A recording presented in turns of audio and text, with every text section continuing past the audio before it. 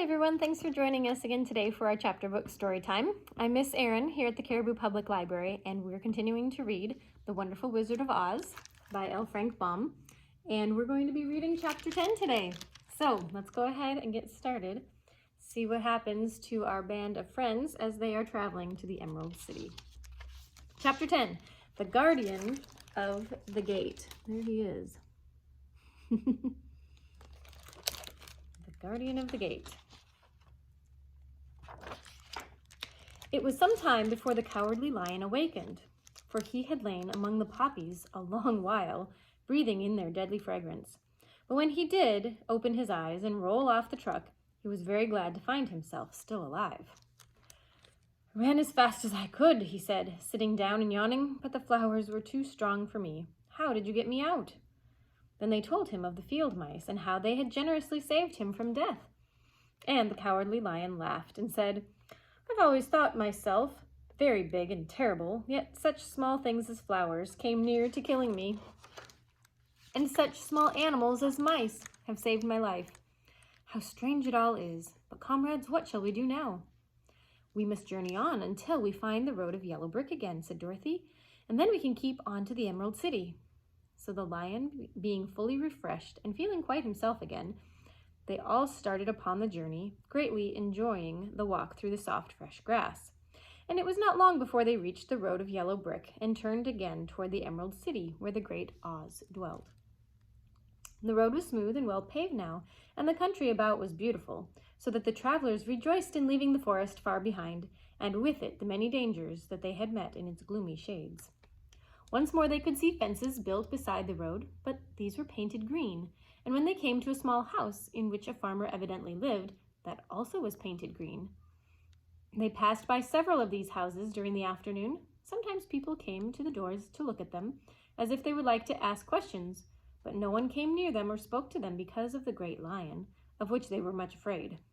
The people were all dressed in clothing of a lovely emerald green color and wore peaked hats like those of the Munchkins. "This must be the land of Oz," said Dorothy, "and we are surely getting near the Emerald City."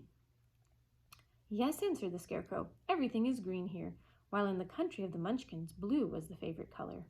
But the people do not seem to be as friendly as the Munchkins. I'm afraid we shall be unable to find a place to pass the night."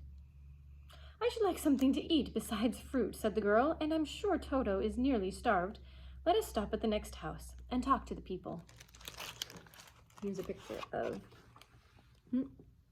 these three hiding behind the green fence, and it looks like this is Dorothy going up to the house.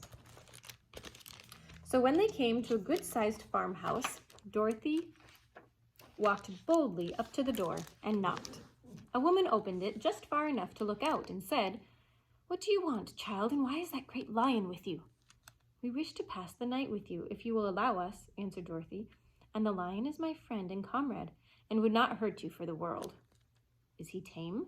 asked the woman, opening the door a little wider. "Oh, yes," said the girl, "and he is a great coward, too, so that he will be more afraid of you than you are of him." "Well," said the woman, after thinking it over and taking another peep at the lion, "if that is the case, you may come in, and I will give you some supper and a place to sleep."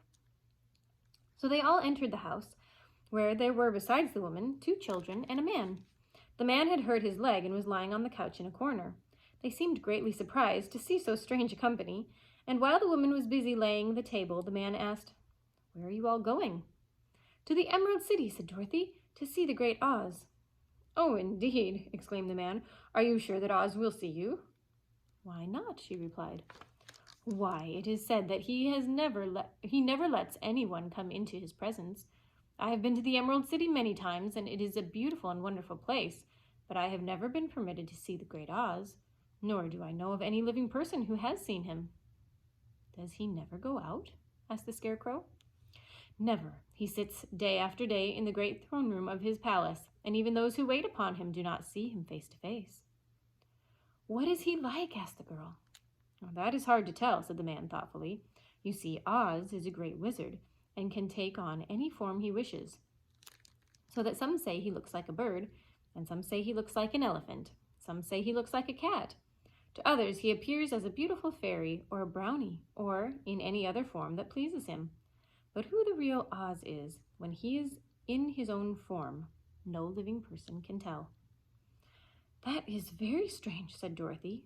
But we must try in some way to see him, or we shall have made our journey for nothing. Here's the man who is talking to them about who Oz is. Why do you wish to see the terrible Oz? Asked the man. I want him to give me some brains, said the Scarecrow eagerly. Oh, Oz could do that easily enough, declared the man. He has more brains than he needs. And I want him to give me a heart, said the Tin Woodman. That will not trouble him, continued the man, for Oz has a large collection of hearts of all sizes and shapes. And I want him to give me courage, said the Cowardly Lion. Oz keeps a great pot of courage in his throne room, said the man, which he has covered with a golden plate to keep it from running over. He will be glad to give you some. And I want him to send me back to Kansas, said Dorothy. Where is Kansas? Asked the man in surprise. I don't know, replied Dorothy sorrowfully, but it is my home, and I'm sure it's somewhere. Very likely. Well, Oz can do anything, so I suppose he will find Kansas for you. But first you must get to see him, and that will be a hard task, for the Great Wizard does not like to see anyone. He usually has his own way. But what do you want? He continued, speaking to Toto. Toto only wagged his tail, for strange to say, he could not speak. The woman now called to them that supper was ready. Here's a picture of the friends eating their supper.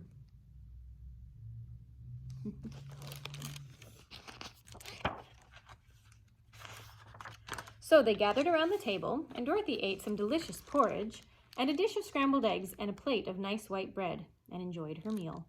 The lion ate some of the porridge, but did not care for it, saying it was made from oats, and oats are for horses, not for lions. The Scarecrow and the Tin Woodman ate nothing at all, too. Toto ate a little of everything, and was glad to get a good supper again. The woman now gave Dorothy a bed to sleep in, and Toto lay down beside her, while the lion guarded the door of her room, so she might not be disturbed. The Scarecrow and the Tin Woodman stood up in a corner and kept quiet all night, although, of course, they could not sleep. The next morning, as soon as the sun was up, they started on their way, and soon saw a beautiful green glow in the sky just before them. That must be the Emerald City, said Dorothy. As they walked on, the green glow became brighter and brighter, and it seemed that at last they were nearing the end of their travels. Yet it was afternoon before they came to the great wall that surrounded the city. It was high and thick and of a bright green color. In front of them, and at the end of the road, of yellow brick, was a big gate, all studded with emeralds that glittered so in the sun that even the painted eyes of the Scarecrow were dazzled by their brilliancy. There was a bell beside the gate, and Dorothy pushed the button and heard a silvery tinkle sound within.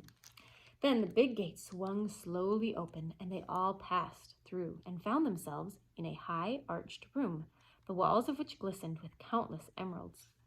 Before them stood a little man about the same size as the Munchkins. He was clothed all in green, from his head to his feet, and even his skin was of a greenish tint. At his side was a large green box. When he saw Dorothy and her companions, the man asked, "What do you wish in the Emerald City?" "We came here to see the great Oz," said Dorothy. The man was so surprised at this answer that he sat down to think it over. "It has been many years since anyone asked me to see the Oz," he said, shaking his head in perplexity. "He is powerful and terrible, and if you come on an idle or foolish errand to bother the wise reflections of the Great Wizard, he might be angry and destroy you all in an instant." "But it is not a foolish errand or an idle one," replied the Scarecrow. "It is important, and we have been told that Oz is a good wizard." "So he is," said the Green Man, "and he rules the Emerald City wisely and well. But to those who are not honest, or those who approach him from curiosity, he is most terrible, and few have ever dared to see his face. I am the guardian of the gates, and since you demand to see the great Oz, I must take you to his palace. But first, you must put on the spectacles." "Why?" asked Dorothy. "Because if you do not wear spectacles, the brightness and glory of the Emerald City will blind you. Even those who live in the city must wear spectacles night and day. They are all locked on, for Oz so ordered it when the city was first built, and I have the only key that will unlock them." He opened the big box, and Dorothy saw that it was filled with spectacles of every size and shape. All of them had green glasses in them. The guardian of the gates found a pair that would just fit Dorothy and put them over her eyes. And there he is, adjusting the spectacles. And Toto has some too. There were 2 golden bands fastened to them that passed around the back of her head, where they were locked together by a little key that was at the end of the chain the guardian of the gates wore around his neck. When they were on, Dorothy could not take them off, had she wished, but of course she did not want to be blinded by the glare of the Emerald City, so she said nothing. Then the Green Man fitted spectacles for the Scarecrow and the Tin Woodman and the Lion and even on little Toto, and all were locked fast with the key. Then the guardian of the gates put on his own glasses and told them that he was ready to show them to the palace. Taking a big golden key from a peg on the wall, he opened another gate, and they all followed him through the portal into the streets of the Emerald City. All right, that's it for today. We'll continue on next time with Chapter 11. Bye for now.